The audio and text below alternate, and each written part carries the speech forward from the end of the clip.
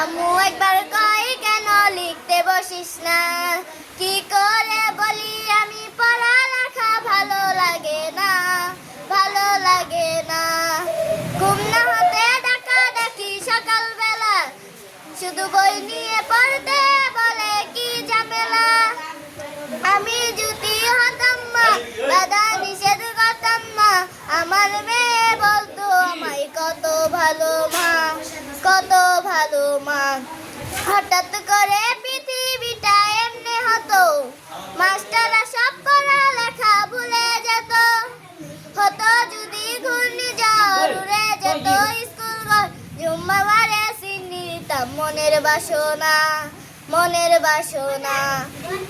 আসসালামু আলাইকুম ওয়া রাহমাতুল্লাহি ওয়া বারাকাতুহু।